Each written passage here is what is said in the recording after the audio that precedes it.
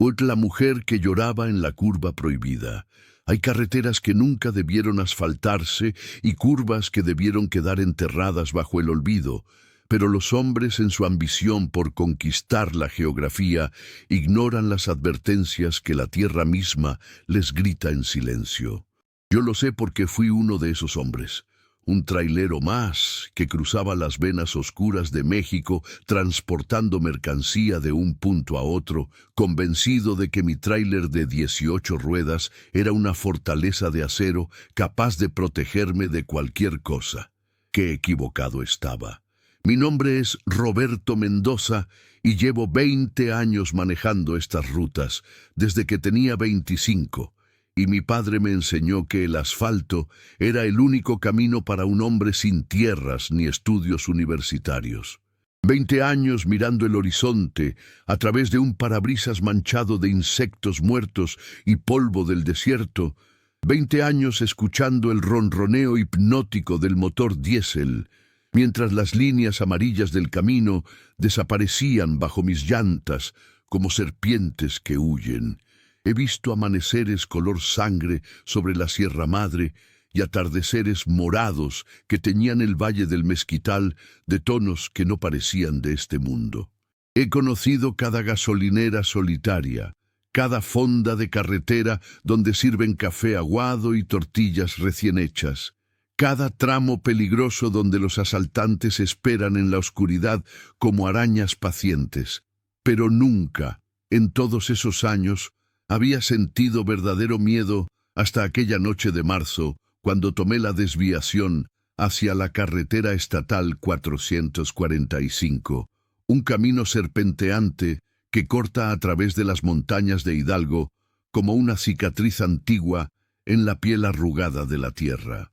Era un atajo que me ahorraría 2 horas de viaje y me permitiría llegar a Pachuca antes del amanecer para descargar mi mercancía, cajas de refacciones automotrices que debían estar en el almacén a primera hora. El GPS marcaba la ruta con esa línea azul optimista que ignora completamente la realidad del terreno. Esos algoritmos fríos que no saben nada sobre las historias que se cuentan en las paradas de camioneros, ni sobre las cruces blancas que marcan los lugares donde otros conductores perdieron sus vidas en curvas traicioneras. Eran las 2 de la madrugada cuando dejé atrás la carretera principal y me interné en ese camino más angosto, flanqueado por pinos centenarios cuyos troncos parecían columnas de alguna catedral gótica perdida en medio de la nada.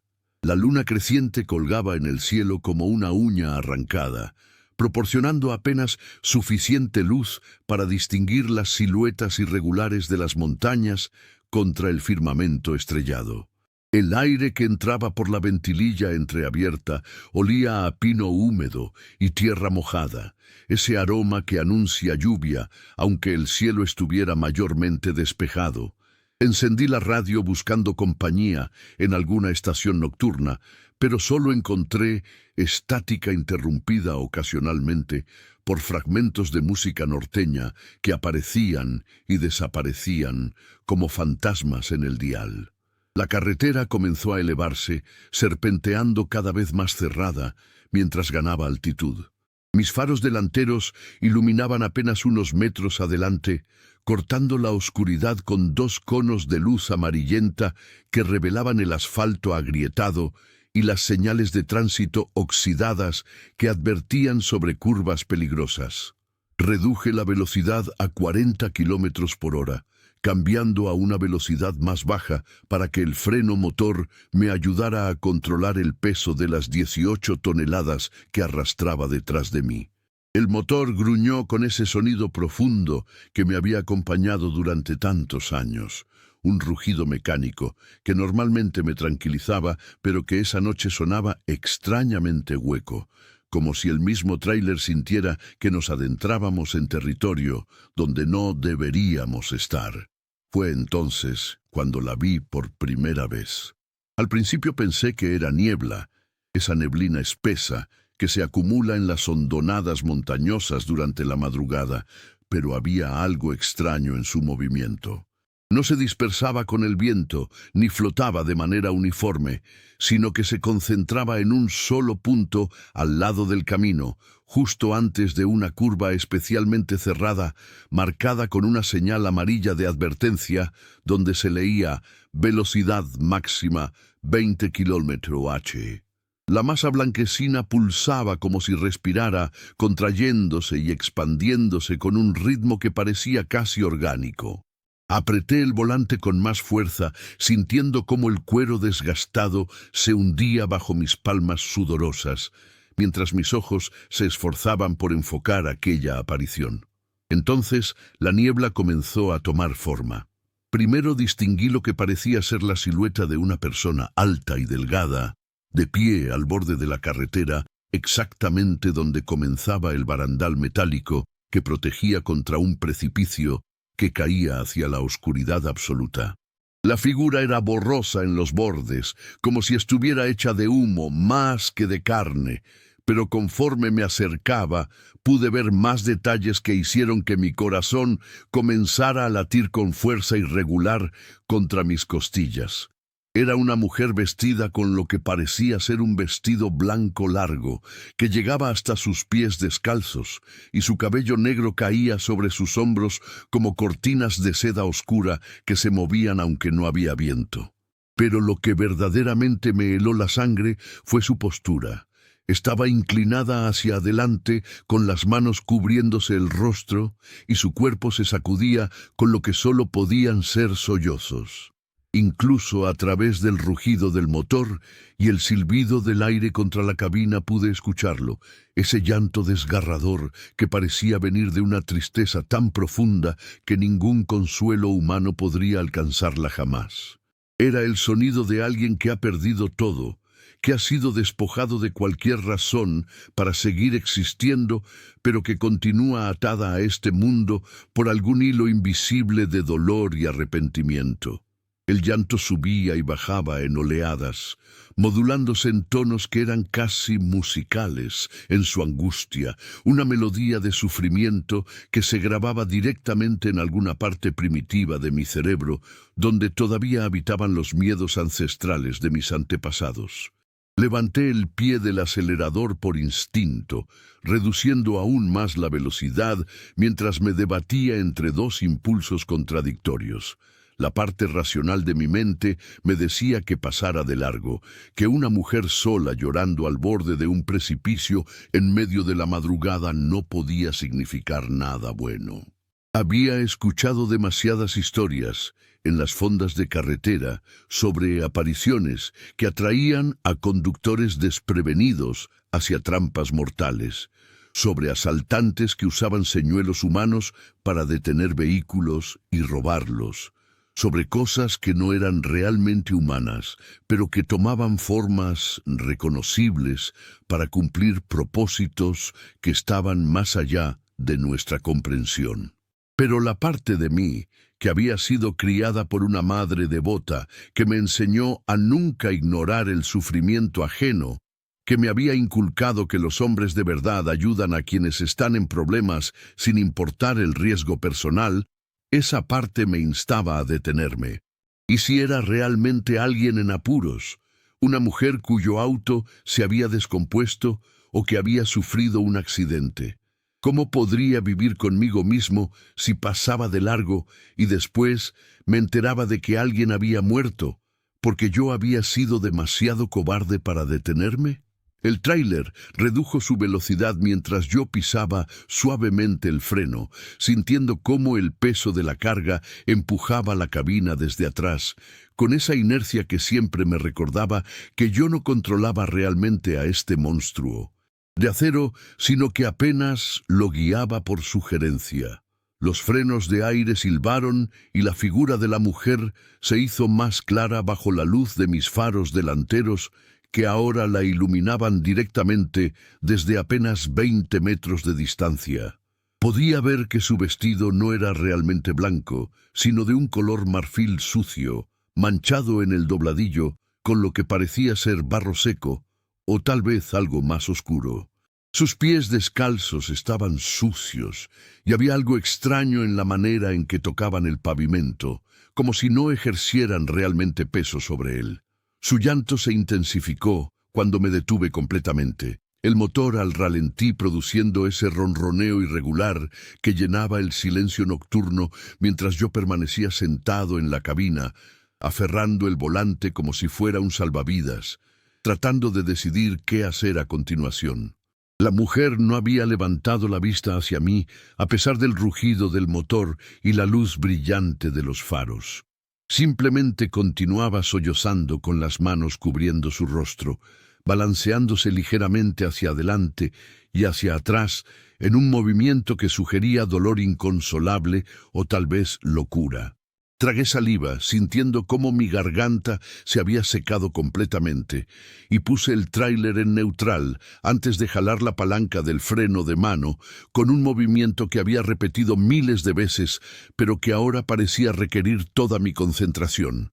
Mis dedos temblaban ligeramente cuando alcancé la manija de la puerta y la abrí, sintiendo cómo el aire frío de la montaña entraba en la cabina llevando consigo ese olor a pino que ahora estaba mezclado con algo más, algo que no podía identificar exactamente, pero que me recordaba vagamente al aroma de flores marchitas en un funeral. Bajé del tráiler poniendo mis botas gastadas sobre el asfalto húmedo por el rocío nocturno. El silencio era absoluto, excepto por el llanto de la mujer y el tic-tic-tic del motor enfriándose. Ni siquiera se escuchaba el canto de insectos o el ulular de búhos que normalmente poblaban estas montañas durante la noche. Era como si todo ser viviente en kilómetros a la redonda se hubiera escondido, huyendo de algo que mi instinto animal todavía no había identificado completamente, pero que ya comenzaba a gritar advertencias en algún rincón oscuro de mi mente. Di 3 pasos hacia la mujer, mis botas produciendo un sonido apagado contra el pavimento que parecía absurdamente fuerte en medio de aquel silencio antinatural. «Señora», llamé con voz que sonó más ronca de lo que pretendía. «¿Se encuentra bien? ¿Necesita ayuda?» El llanto se detuvo abruptamente. El silencio que siguió fue peor que cualquier sonido. Era un vacío absoluto que presionaba contra mis tímpanos como si la atmósfera misma se hubiera vuelto más densa. Podía escuchar mi propia respiración acelerada, el latido de mi corazón bombeando sangre por mis venas con fuerza que hacía que me pulsaran las sienes. La mujer permanecía inmóvil ahora, sus manos todavía cubriendo su rostro, pero algo había cambiado en su postura. Antes había una cualidad de derrota en la manera en que se encorvaba, pero ahora detectaba algo diferente, una tensión que sugería conciencia aguda de mi presencia. «¿Señora?», repetí, dando otro paso cauteloso hacia adelante. «¿Tiene algún problema? ¿Necesita que llame a alguien?» Lentamente, con movimientos que parecían mecánicos y antinaturales, como los de una marioneta manipulada por manos inexpertas, comenzó a bajar las manos de su rostro. Mis músculos se tensaron preparándose para correr, aunque mi mente todavía no había procesado completamente por qué cada fibra de mi ser gritaba que huyera. Vi primero sus dedos largos y delgados, de un blanco que parecía brillar con luz propia bajo la iluminación de los faros, las uñas rotas y sucias de tierra como si hubiera estado escarbando en el suelo con las manos desnudas. Entonces reveló su rostro y mi mundo se dividió en un antes y un después. No era humano, o tal vez lo había sido alguna vez, pero ya no. Transformado por algo que había destruido cualquier vestigio de humanidad que pudiera haber residido en aquellas facciones. Su piel era de un blanco cadavérico, surcado por venas negras, que pulsaban visiblemente bajo la superficie como gusanos arrastrándose debajo de una sábana delgada. Sus ojos eran completamente negros, sin pupila ni iris distinguibles, solo 2 pozos de oscuridad absoluta que parecían absorber la luz en lugar de reflejarla. Su boca estaba abierta en un grito silencioso, revelando dientes que eran demasiado puntiagudos y numerosos, apiñados en encías grises que sangraban un líquido oscuro que goteaba por su barbilla y manchaba el cuello de su vestido. Pero lo más terrible era la expresión de sufrimiento absoluto grabada en aquellas facciones distorsionadas. No era malicia lo que veía en aquel rostro, sino agonía pura, un dolor tan intenso que trascendía lo físico y se adentraba en territorios del alma donde el tormento se vuelve eterno e insoportable. Era el rostro de alguien condenado a sufrir por toda la eternidad, atrapado en un ciclo interminable de tortura del cual no había escape posible. Abrió la boca aún más, dislocando su mandíbula con un chasquido húmedo que me hizo retroceder tambaleándome. Y de su garganta emergió un aullido que no tenía nada que ver con el llanto que había escuchado antes. Era un sonido primordial, el grito de algo que había olvidado completamente lo que significaba ser humano, un alarido que contenía capas sobre capas de dolor y rabia y hambre voraz. El sonido golpeó mis tímpanos con fuerza física, haciéndome llevar las manos a mis oídos mientras retrocedía hacia el tráiler, tropezando con mis propios pies. La cosa que había sido una mujer comenzó a moverse hacia mí. No caminaba, sino que se deslizaba sobre el pavimento con movimientos que desafiaban las leyes de la física, sus pies descalzos flotando a centímetros del suelo, mientras su cuerpo se inclinaba hacia adelante en un ángulo que debería haberla hecho caer, pero que de alguna manera la impulsaba hacia adelante con velocidad creciente. Su cabello negro se agitaba alrededor de su cabeza como si estuviera bajo el agua, moviéndose con vida propia independiente de cualquier viento, y sus manos con aquellos dedos demasiado largos se extendían hacia mí con garras que parecían capaces de desgarrar acero.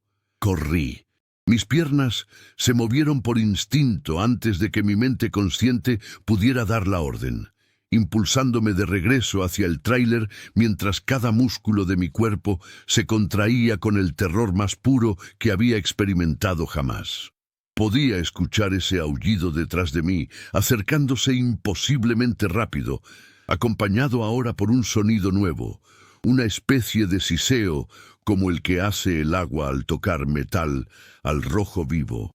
El aire a mi alrededor se volvió gélido súbitamente, tanto que mi aliento se condensaba en nubes blancas y podía sentir cómo se formaba escarcha en mi chamarra de mezclilla. Llegué al tráiler y me lancé hacia la puerta abierta, aferrándome al marco metálico y jalándome hacia arriba con fuerza desesperada que me hizo rasgar la piel de mis palmas contra el metal áspero.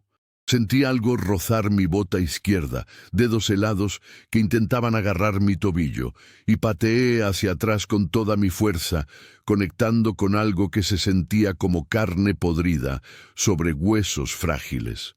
Hubo un chillido agudo que perforó mis oídos, y el agarre se aflojó lo suficiente para que pudiera terminar de subir y estrellarme contra el asiento del conductor. Azotando la puerta tras de mí, casi arranqué la manija en mi prisa por cerrar el pestillo. Mis dedos temblaban tan violentamente que tardé 3 intentos en girar la llave en la ignición, mientras mis ojos no podían apartarse del espejo retrovisor, donde podía ver a la criatura flotando a pocos metros de distancia, su rostro presionado contra el aire como si golpeara contra un vidrio invisible, dejando manchas oscuras en el espacio vacío frente a ella. Su boca se abría y cerraba, produciendo sonidos que quedaban amortiguados por las ventanas cerradas, pero que aún así llegaban a mis oídos como susurros seductores mezclados con amenazas incomprensibles. El motor diésel tosió y gruñó, pero no arrancó.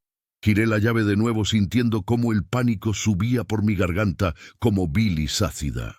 La criatura comenzó a moverse alrededor del tráiler, deslizándose por el costado hacia la ventana del conductor, y cuando estuvo lo suficientemente cerca, pude ver su reflejo en el vidrio lateral.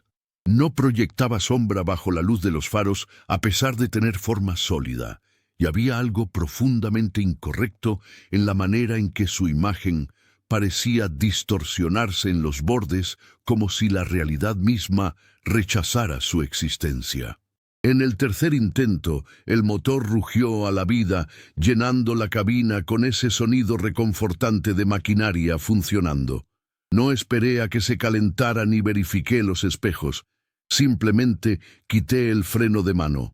Metí la velocidad más baja con movimientos torpes de mis manos temblorosas y presioné el acelerador hasta el fondo. El tráiler se sacudió protestando mientras las ruedas giraban sobre el asfalto húmedo buscando tracción. Luego se lanzó hacia adelante con un tirón que me hizo golpear la cabeza contra el respaldo del asiento. Por el espejo lateral vi cómo la criatura se lanzaba tras nosotros con velocidad imposible. Sus pies ya ni siquiera pretendiendo tocar el suelo mientras volaba a través del aire nocturno como una hoja arrastrada por un vendaval. Sus gritos penetraban incluso a través de las ventanas cerradas y el rugido del motor, un coro de lamentos que parecían venir de múltiples gargantas a la vez, como si no fuera una sola entidad, sino muchas voces hablando al unísono. Me alcanzó en segundos, golpeando contra la ventana trasera de la cabina con tal fuerza que toda la estructura metálica tembló, y pensé que el vidrio se rompería en cualquier momento. Pero entonces crucé el límite de la curva prohibida, el punto exacto donde terminaba el barandal metálico, y la carretera giraba bruscamente hacia la derecha, rodeando la montaña. La criatura rebotó contra algo invisible, alguna barrera que existía en ese punto preciso del camino, y fue arrojada hacia atrás con violencia que la hizo estrellarse contra el asfalto, donde se retorció como un insecto atrapado bajo un vaso. Sus gritos se intensificaron hasta convertirse en un alarido de furia impotente que hizo vibrar mis dientes en sus alvéolos, y agrietó el espejo retrovisor con un sonido como de hielo rompiéndose. No aflojé el acelerador hasta que esa curva había quedado kilómetros atrás y el camino había comenzado a descender hacia el valle donde las primeras luces de pueblos distantes parpadeaban como estrellas caídas. Solo entonces, cuando mi corazón finalmente comenzó a desacelerarse de su galope frenético y mis manos dejaron de temblar lo suficiente como para soltar la mortal presión sobre el volante, permití que mi mente comenzara a procesar lo que acababa de experimentar. Durante el resto del viaje hasta Pachuca, conduje en un estado de alerta hipervigilante, sobresaltándome ante cada sombra que los faros revelaban al costado del camino y verificando obsesivamente el espejo retrovisor, esperando ver esa figura blanca persiguiéndome nuevamente. Pero la carretera permaneció vacía, excepto por mi tráiler y el ocasional auto que pasaba en dirección opuesta sin saber qué clase de pesadilla acechaba en las montañas que dejaban atrás. Encendí todas las luces de la cabina y subí el volumen de la radio hasta que la música norteña llenaba cada centímetro de espacio, ahogando el silencio que ahora me aterrorizaba más que cualquier ruido. Llegué a Pachuca cuando el sol comenzaba a teñir el horizonte de tonos naranjas y rosas, colores que nunca me habían parecido tan hermosos ni tan cargados de significado. La luz del día era un bálsamo para mis nervios destrozados, una promesa de que existía normalidad y orden en el mundo, a pesar de lo que había encontrado en aquella oscuridad. Descargué mi mercancía en el almacén con manos que todavía temblaban ligeramente, respondiendo de forma monosilábica a las bromas de los trabajadores del turno matutino que comentaban sobre mi aspecto desaliñado y mis ojos inyectados de sangre. Debería haber ido directamente a casa después de eso. Debería haberme subido al tráiler y conducido las 3 horas de regreso a mi departamento en Ciudad de México, donde podría haberme dado una ducha caliente, comido algo y dormido hasta olvidar todo lo ocurrido como si fuera solo una pesadilla provocada por demasiadas horas al volante y muy poco descanso. Eso es lo que la parte racional de mi mente me aconsejaba hacer, la parte que ya estaba construyendo explicaciones lógicas sobre alucinaciones causadas por fatiga extrema o gases de escape que se habían filtrado a la cabina. Pero la parte que había visto ese rostro distorsionado y había escuchado esos gritos inhumanos, esa parte sabía que lo que había experimentado era real, y que no podría simplemente ignorarlo y continuar con mi vida como si nada hubiera pasado. Necesitaba respuestas, necesitaba saber qué era esa cosa y por qué había estado esperando en aquella curva específica, por qué no había podido cruzar más allá de cierto punto y qué significaba todo aquello. Así que en lugar de tomar la autopista de regreso, pasé las siguientes horas conduciendo por Pachuca, buscando un lugar específico que recordaba vagamente de conversaciones pasadas en fondas de camioneros. Una librería pequeña y antigua en el centro histórico de la ciudad que supuestamente se especializaba en textos raros sobre folclore regional y leyendas locales. Me tomó casi 2 horas encontrarla, escondida en una calle estrecha empedrada, flanqueada por edificios coloniales, cuyas fachadas descoloridas hablaban de siglos de historia. La librería del Arcano era apenas más grande que un closet, su interior abarrotado con estantes que llegaban hasta el techo cargados con libros cuyas encuadernaciones de cuero agrietado emanaban olor a papel viejo y moho. Un hombre anciano, de cabello completamente blanco y ojos hundidos, tras lentes gruesos, levantó la vista desde el mostrador donde estaba catalogando lo que parecían ser manuscritos escritos a mano en páginas amarillentas. No dijo nada cuando entré, simplemente me observó con una mirada evaluadora que parecía ver más allá de mi apariencia externa hacia algo más profundo. «Busco información», dije finalmente rompiendo el silencio, «sobre la carretera estatal 445. Específicamente sobre una curva donde hay un barandal metálico y un precipicio». El anciano no mostró sorpresa. De hecho, algo que podría haber sido reconocimiento pasó por sus facciones arrugadas antes de que asintiera lentamente y se levantara de su silla con movimientos cuidadosos de quien sufre artritis crónica. Me hizo señas para que lo siguiera hacia el fondo de la tienda, donde los estantes estaban aún más apretados, y la luz que se filtraba por la única ventana sucia apenas penetraba la penumbra. Sacó un libro delgado con cubierta de cuero negro sin ninguna inscripción en el lomo ni la portada. Cuando lo abrió, revelando páginas escritas con tinta marrón, que podría haber sido antigua o podría haber sido sangre seca, supe que estaba a punto de adentrarme en un conocimiento que cambiaría mi perspectiva del mundo para siempre. «La curva de las lamentaciones», dijo con voz que sonaba como grava siendo arrastrada sobre cemento. «Así la llaman los lugareños, que saben mejor que conducir por ahí después del anochecer. Hay una historia, por supuesto. Siempre hay una historia». Me senté en una silla desvencijada mientras él comenzaba a leer del libro, su voz tomando un tono hipnótico, mientras relataba eventos que habían ocurrido más de 150 años atrás, en ese mismo lugar que yo había atravesado la noche anterior. Escuché sobre una mujer llamada Catalina Salazar, esposa de un hacendado rico que controlaba grandes extensiones de tierra en esa región durante mediados del siglo XIX. Escuché sobre su belleza legendaria y su devoción a su esposo, sobre cómo habían sido considerados la pareja perfecta por toda la sociedad hidalguense de la época. Pero las apariencias engañan y las familias guardan secretos oscuros detrás de puertas cerradas. El esposo de Catalina, don Esteban Salazar, era un hombre violento cuando bebía, lo cual ocurría con frecuencia creciente conforme pasaban los años. Sus celos eran patológicos, acusando constantemente a Catalina de infidelidades imaginarias, registrando sus pertenencias, buscando evidencia de amantes que no existían, interrogando cruelmente a los sirvientes sobre cada movimiento que ella hacía cuando él no estaba presente. Una noche de tormenta, don Esteban llegó a casa más borracho que de costumbre después de perder una suma considerable de dinero en juegos de cartas.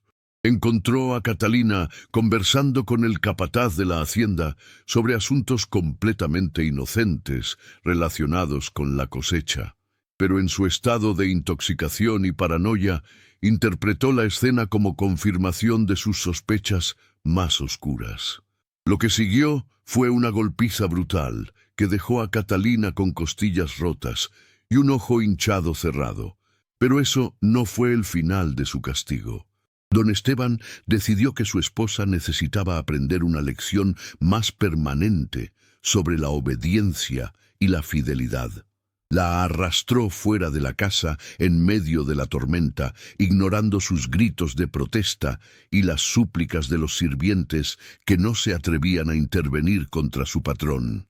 La llevó a su carruaje y condujo furiosamente a través de la noche lluviosa por el camino montañoso que en ese entonces era apenas más que un sendero de tierra compactada, serpenteando entre los pinos. Cuando llegaron a cierta curva particularmente pronunciada, donde el camino bordeaba un precipicio profundo, don Esteban detuvo el carruaje. Allí, mientras los rayos iluminaban el cielo y el trueno rugía sobre las montañas, acusó a Catalina de haberse entregado al capataz y a todos los hombres de la hacienda.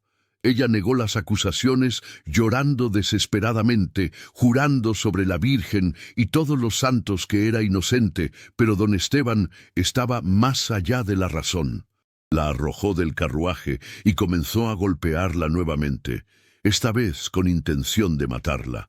Catalina intentó huir corriendo hacia el borde del camino, pero tropezó con sus faldas empapadas y cayó.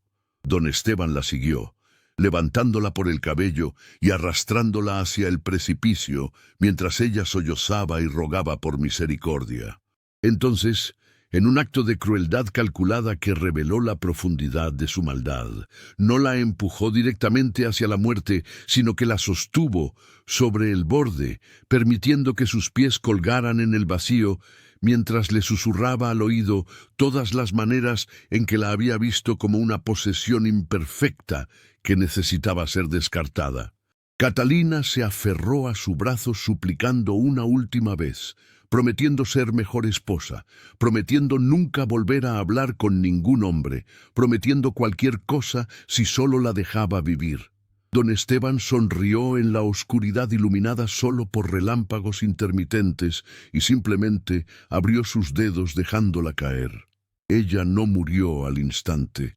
El precipicio tenía salientes rocosos a varios metros de profundidad, donde su cuerpo se estrelló, rompiéndole la columna y ambas piernas, pero dejándola consciente y viva. Pasó horas allí abajo en la oscuridad y la lluvia, incapaz de moverse, sintiendo cómo su vida se escapaba lentamente mientras llamaba en vano por ayuda que nunca llegaría. Sus gritos resonaban en las montañas, mezclándose con el sonido de la tormenta.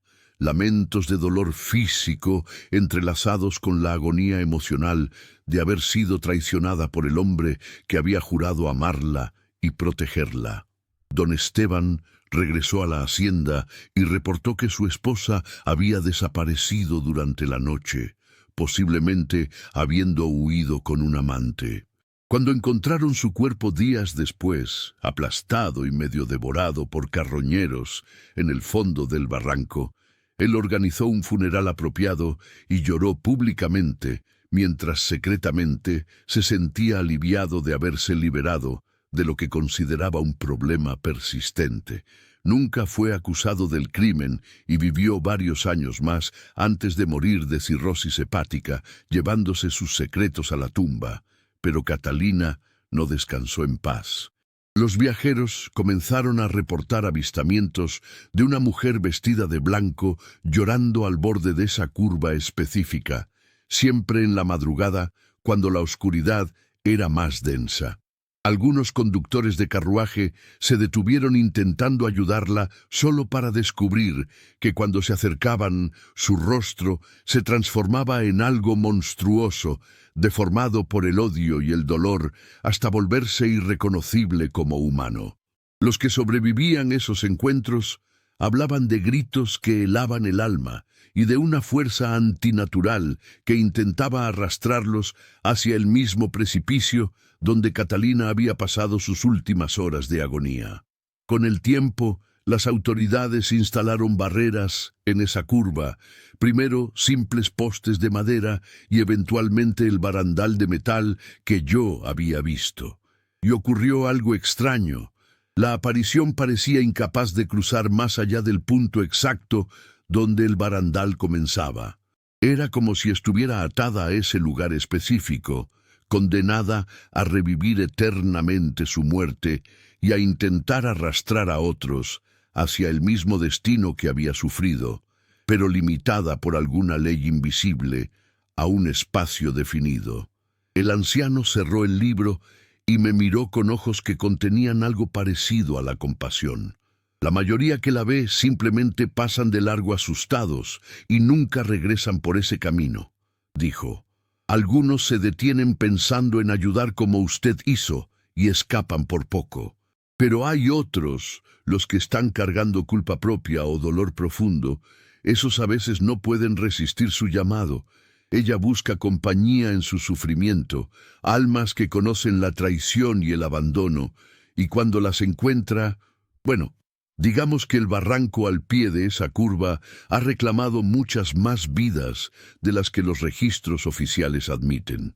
Permanecí sentado en silencio, procesando toda esta información, sintiendo cómo las piezas encajaban con horrible claridad. El llanto que había escuchado no era un truco ni una actuación, sino genuino sufrimiento que había perdurado más de un siglo. Esa criatura no era simplemente malvada, sino que había sido transformada por el trauma y la injusticia hasta convertirse en algo que ya no recordaba completamente su humanidad original, pero que aún estaba atrapada en el momento de su mayor agonía. ¿Hay alguna manera de ayudarla?, pregunté finalmente. ¿De liberarla de ese lugar? El anciano negó con la cabeza lentamente. Muchos lo han intentado.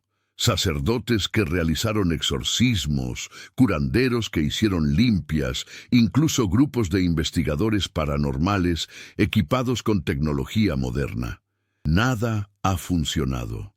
Ella está atada a ese lugar por cadenas más fuertes que cualquier cosa física, cadenas forjadas con injusticia y sufrimiento extremo.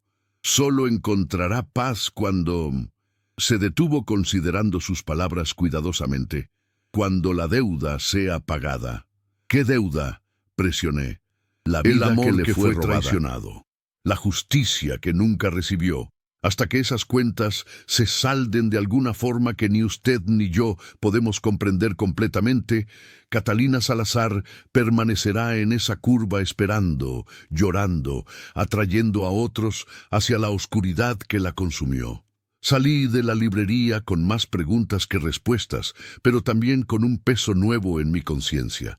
Esa noche, cuando regresé a mi departamento, no pude dormir, yaciendo despierto en la oscuridad, mientras mi mente repetía una y otra vez la imagen de ese rostro distorsionado y esos ojos completamente negros llenos de dolor eterno.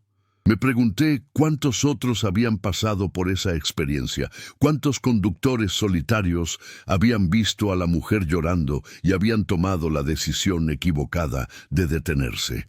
Durante las siguientes semanas, investigué obsesivamente, pasando cada momento libre buscando información adicional sobre el caso.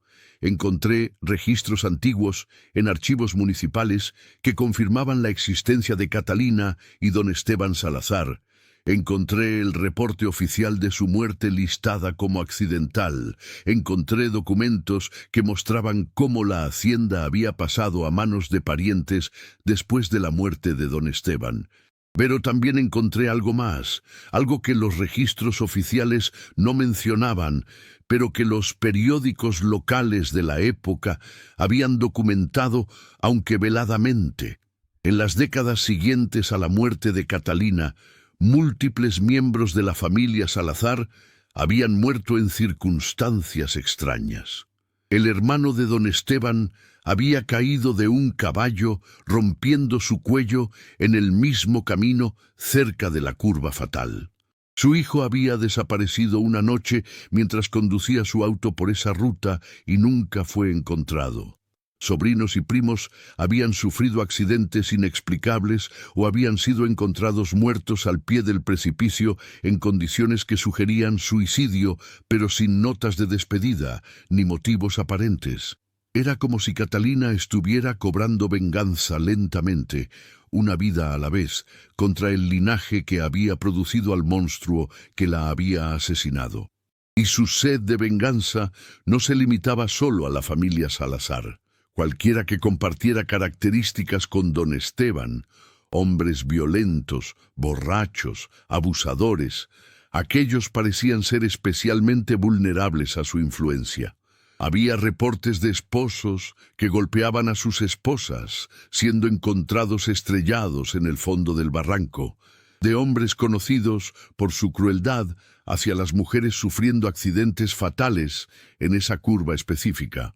Algunos podrían llamarlo justicia poética, pero yo no estaba tan seguro. Lo que había visto en ese rostro distorsionado no era el tipo de justicia equilibrada y mesurada que las leyes humanas intentan impartir. Era algo más primitivo y absoluto, una sed de venganza que nunca podría ser saciada porque ninguna cantidad de muerte podría deshacer el trauma original que la había creado. Pasaron 2 meses antes de que tuviera que hacer otra entrega que requiriera pasar cerca de esa zona. Esta vez tomé la ruta larga deliberadamente, agregando 3 horas a mi viaje con tal de evitar la carretera estatal 445 por completo. Pero incluso mientras conducía por autopistas bien iluminadas y transitadas, no podía dejar de pensar en ella, en Catalina atrapada en aquel bucle eterno de sufrimiento, esperando noche tras noche en esa curva prohibida por alguien que se detuviera, alguien a quien pudiera arrastrar hacia el abismo como ella había sido arrastrada. Comencé a frecuentar las paradas de camioneros, haciendo preguntas discretas sobre esa carretera, escuchando las historias que otros conductores compartían en voz baja después de unas cervezas, cuando el sol se había ocultado y las inhibiciones se aflojaban. Descubrí que no era el único que había visto a la mujer de blanco. Había docenas, tal vez cientos de avistamientos a lo largo de los años, aunque la mayoría de los conductores preferían no hablar abiertamente sobre sus experiencias por miedo a ser considerados locos o borrachos. Un viejo trailero llamado Eusebio me contó que él había visto a la mujer 3 veces en su carrera de 30 años conduciendo esas rutas. La primera vez había pasado de largo sin detenerse.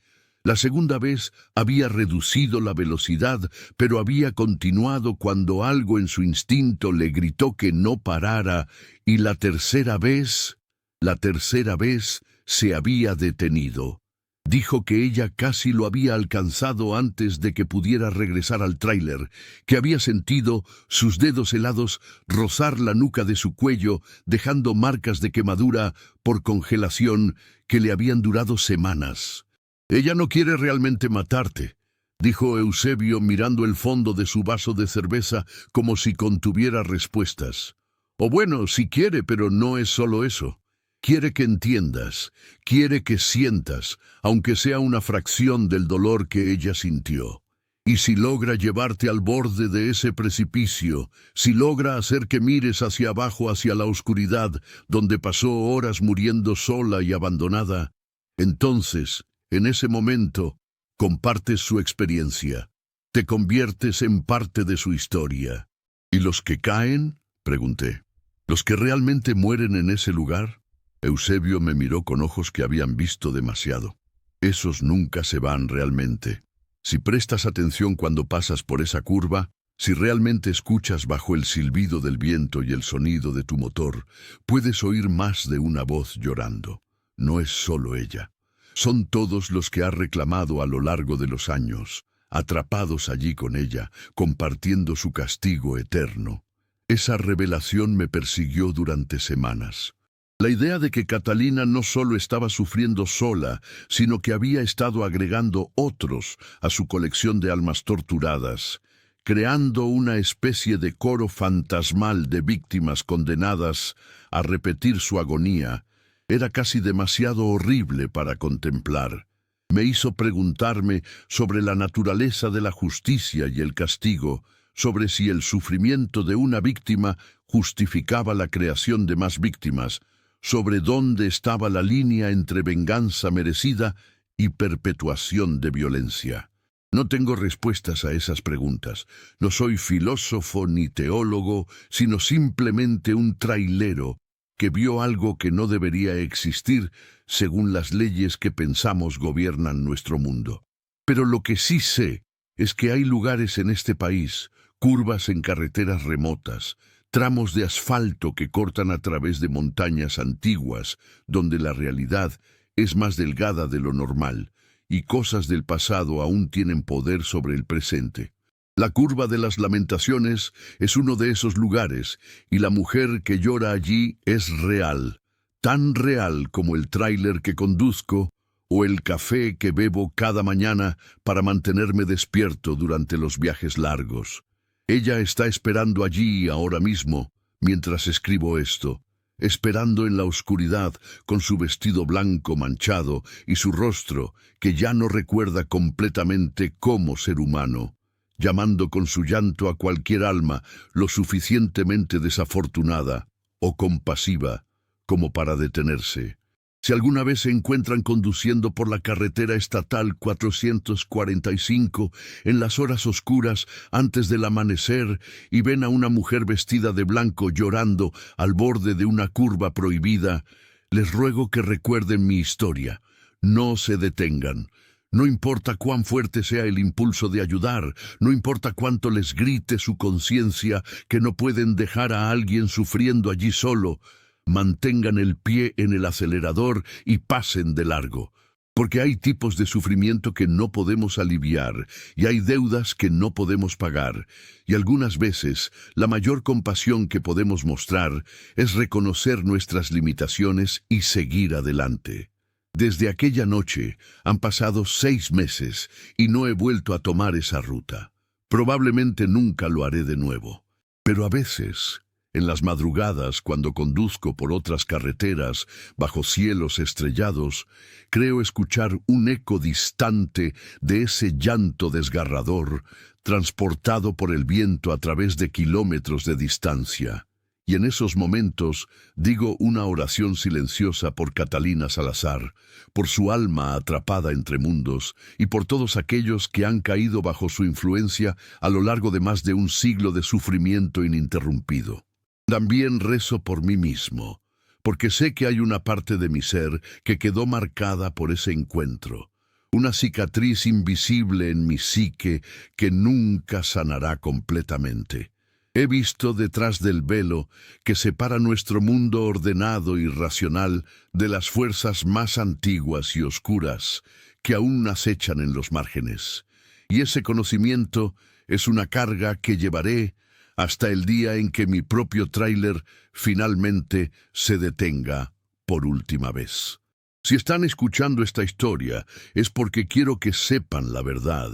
Quiero que entiendan que hay lugares donde el pasado nunca muere realmente, donde la injusticia deja cicatrices tan profundas en el tejido de la realidad que sangran durante generaciones.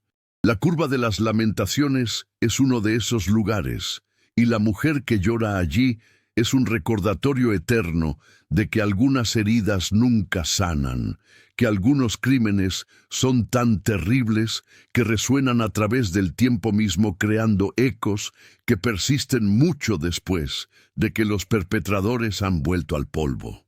Conduzcan con cuidado por las carreteras de este país, especialmente las que serpentean a través de montañas antiguas, donde los pinos crecen densos y la niebla se acumula en hondonadas profundas. Respeten las advertencias que las señales de tránsito ofrecen sobre curvas peligrosas y precipicios traicioneros. Y si alguna vez ven algo que no pueden explicar, algo que hace que cada instinto en su cuerpo grite advertencias, confíen en esos instintos. La evolución nos dio el miedo por una razón, y a veces la decisión más sabia que podemos tomar es simplemente huir de lo que no comprendemos. Pero sobre todo, recuerden que cada curva prohibida tiene su historia. Cada cruz blanca al borde del camino marca no solo un accidente, sino una tragedia humana, y que detrás de cada leyenda de fantasmas hay generalmente un grano terrible de verdad sobre violencia, traición y sufrimiento que nuestra sociedad preferiría olvidar. Catalina Salazar no se convirtió en un monstruo porque así lo eligió, sino porque fue transformada por la crueldad de un hombre que debería haberla amado y protegido. Su historia es un recordatorio de que los verdaderos monstruos a menudo caminan entre nosotros con rostros humanos, y que las consecuencias de sus acciones pueden persistir mucho más allá de sus propias vidas mortales. Ahora debo volver al camino. Hay cargas que entregar, distancias que recorrer, y el asfalto no espera por nadie. Pero cada vez que subo a mi tráiler y giro la llave en la ignición, hay una parte de mí que se pregunta si algún día mi ruta me obligará a pasar nuevamente por esa curva prohibida, si las circunstancias conspirarán para ponerme cara a cara una vez más con la mujer de blanco que llora por justicia que nunca llegará. Y si ese día llega, espero tener la fuerza de mantener mi pie en el acelerador y pasar de largo, sin importar cuán fuerte sea su llamado o cuán profunda sea la compasión que su llanto despierte en mi corazón. Porque ahora sé la verdad. Hay sufrimientos demasiado grandes para ser consolados y deudas demasiado profundas para ser pagadas por manos mortales. Todo lo que podemos hacer es seguir adelante, llevando nuestras propias cargas a través de la oscuridad, esperando llegar a nuestro destino antes de que el amanecer nos encuentre. Y si me están escuchando ahora, si esta historia ha llegado hasta ustedes de alguna manera, quiero que sepan que no están solos en las carreteras nocturnas de este país. Somos miles los que conducimos a través de la oscuridad transportando las mercancías que mantienen a la civilización funcionando. Y todos llevamos nuestras propias historias de encuentros inexplicables y peligros que acechan más allá del alcance de nuestros faros. Compartan sus experiencias, cuenten sus historias y por favor, por el amor de todo lo que consideran sagrado, si ven a alguien llorando al borde de una curva prohibida en medio de la noche, no se detengan. Simplemente sigan conduciendo y agradezcan que pueden hacerlo. Y hasta aquí llega mi historia, hermanos traileros y escuchas nocturnos. Si esta narración les ha mantenido despiertos durante su propio viaje por las carreteras oscuras de este país, les pido que me ayuden a seguir compartiendo estas verdades que muchos preferirían mantener ocultas. Suscríbanse a este canal para más relatos reales de terror desde las cabinas de los trailers que cruzan México. Dejen un comentario contando desde qué parte del país nos están escuchando y si alguna vez han experimentado algo similar en sus propios viajes. Y compartan esta historia con otros conductores que necesitan saber la verdad sobre lo que acecha en las curvas prohibidas de nuestras carreteras. Juntos mantenemos viva la memoria de lo que realmente sucede en la oscuridad entre ciudades y tal vez, solo tal vez, nuestras advertencias salven una vida.